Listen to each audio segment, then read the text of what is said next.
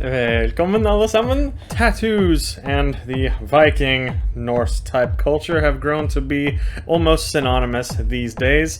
Everyone who has so-called Viking DNA feels the need to put this on their body somewhere. Even in all the TV shows and movies out there that are supposed to be historically accurate, you can't even see a single actor in there without some random tattoo of a symbol from centuries away from the symbols that would have actually been used in the Viking Age. But today in this video we are answering the questions: were tattoos used in Viking Age Scandinavia? If so, how often? Was it common? And if so, what symbols may have actually been used in these real historical tattoos? So I'll break it down really easy right at the start. We have basically almost no written or archaeological evidence that they had tattoos back then. You know, in my usual videos there is plenty of sources going over these types of questions, but this one, all we have is a tiny bit of evidence, and the rest we are going to just have to use logic and, you know, evidence from similar cultures and come up with the best possible answer. The absolute only written source of anything like tattoos being used by the Scandinavians in the Viking Age is a source by Ibn Fadlan, who was an Arab traveler traveling up Eastern Europe and into Denmark, and he wrote about his encounters with the Rus and the Danes. This text is what the movie The 13th Warrior is based on, actually. And there is a small part of that book that says the Rus people he encountered in the east of Europe were the most perfect specimens he had ever seen. Tall and strong and tattooed with dark green or dark blue designs in the form of trees from their toes until their necks. So this is a very difficult source because I've seen a few different scholars translating this in different ways. Some translate it as being tattooed, some translate it as being painted, like regular paint, and some translate it as being just decorated, okay? Like they decorate themselves from the toes up to the neck. I don't know Old Arabic, so I can't say, but if any of you have any education on this, please let us know in the comments below. But yeah, also you see here it says something about trees. Now, is that what they decorated themselves with, like branches or ornaments, kind of like a flower crown type of thing? Or did they tattoo green trees all over their body? Some assume actually that if they did have tattoos or painted themselves, it would have looked kind of like the Norse knotwork that most of you have seen before. That's just a point there, but we really don't know the answer to these questions. That's the first problem.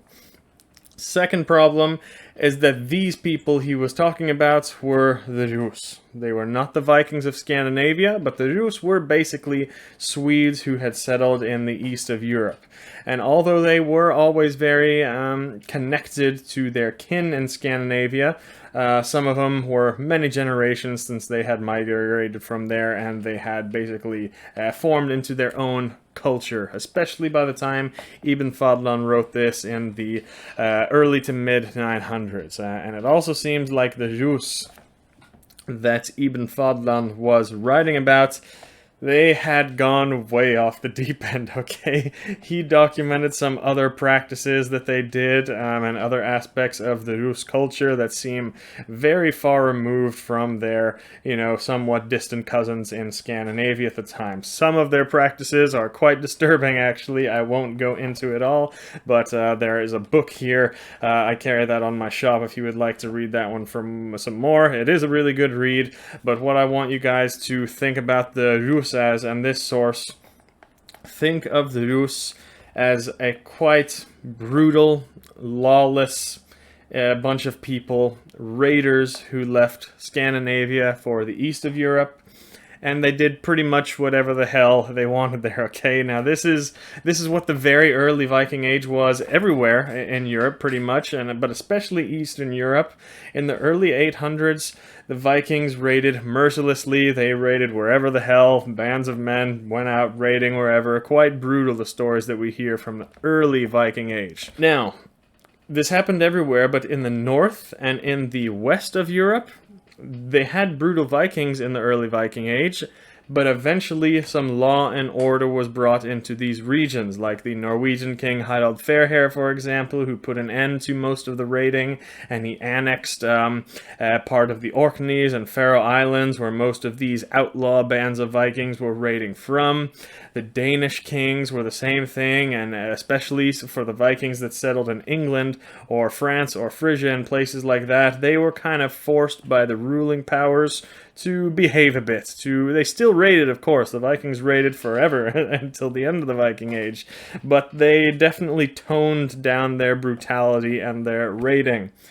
The Vikings in the east of Europe, that was very, very different. The poor Slavs did not stand a chance there, and there were no kingdoms powerful enough to put an end to the brutal Viking killings and raidings that were going on there while they were settling. I only mention all of this because I want you guys to get the idea of what kind of men the Rus were, what kind of men Ibn Fadlan was dealing with in this source.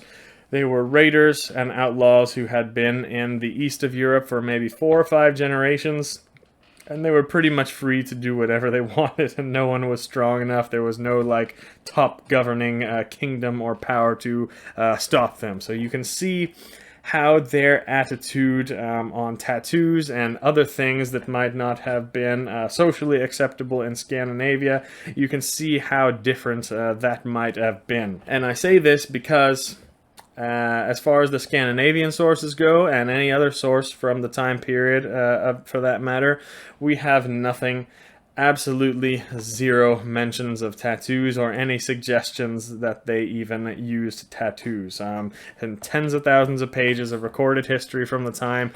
The only source we have to anything close to mentioning tattoos is this account by Ibn Fadlan and the Rus. In a way, that almost makes it even more suspicious that we don't have any written records of it, because if people tattooed themselves, of course there would have been some people who tattooed themselves. They had the technology, it wasn't hard. We know the ancient Egyptians tattooed themselves from the mummies that we have found. We still have their skin preserved. But it wasn't just a Middle Eastern or African thing like a lot of people suggest. We have another, Ötzi, the Iceman, who was uncovered in a glacier in the kind of Austrian-Italian Alps from over 5,000 years ago. Skin preserved and everything, and he had quite a few tattoos that you see here. It's hard to say the exact culture that Ötzi belonged to at the time, but he could have been part of the battle axe or Monze culture. There's no way to be sure, but we can say that he very may well have been an ancestor to the Proto-Germanic or Celtic or Slavic peoples that would come through that area and be living there a few thousand years later. And don't forget the Celts. The Picts especially were documented to have tattoos just a few hundred years before the Viking Age, okay? So tattooing is a native part of European culture too. It's not just something from the Middle East or Polynesia or other places in the world. So the real question is, and I'm sure all of you are thinking this too, are tattoos a pagan thing? And were they used in the pre-Christian Norse society? Probably not very often, guys. We would have heard about it, okay? If the Vikings were all decked out in tattoos and they had sleeves and face tattoos and neck tattoos and everything, just like they do in the show, we would have heard about it. Even if the Norse sources purposely left out all mentions of tattoos in order to conceal their pagan practices, which they absolutely did in other ways, but even if that were true, we would have heard about tattoos among the Vikings from the countless other sources around Europe that dealt with the Norse. The Anglo-Saxon Chronicle would have told us, okay, if the real Ivar or Björn had a face tattoo, okay? The Royal Frankish Annals would have said so if Rollo had an arm sleeve, but they just don't. So at least we can say the ones that they had contact with, the kings and nobles and chieftains, they did not have tattoos in Viking Age Scandinavia, and if they did, it would be 1 or 2 small symbols that were easily covered up by their clothes at the time. So, could there have been Vikings that were all tatted up, sleeves, face, neck, everything? Yeah, but they would have been more probably the peasants of society, the ones that we really don't read about in the history books. Or possibly they would have been traders or mercenaries or just outlaws, maybe living in the south of Europe and working in the Bulgarian Guard as mercenaries, or they would have been Spain or Northern Africa or whatever. So yeah, that's about the best answer that we're going to have for that question based on sources, on the logic, but do whatever you like. If you want to get covered with runes and Viking tattoos, you go ahead. Only thing I would say, suggest maybe, is to try and keep it as accurate to the time period as possible. A lot of these symbols that I see in people's tattoos are from hundreds of years after the Viking Age, and they are famous. They got famous for some reason that I don't fully understand, and I don't know why, because we actually have tons of symbols from pagan times that we could use and that you guys can get tattooed on yourself. That's the only thing I would say, is maybe do your research, look into the archaeology and the runic inscriptions and the symbols, and look to pagan archaeology for your inspiration if you want to be historically accurate. And I would say choose something with meaning. If there's one thing I can say about the Viking Age and any other primitive pagan cultures in general, everything has meaning. They didn't just do things for no reason. Every aspect of our spirituality has a purpose and a logical explanation.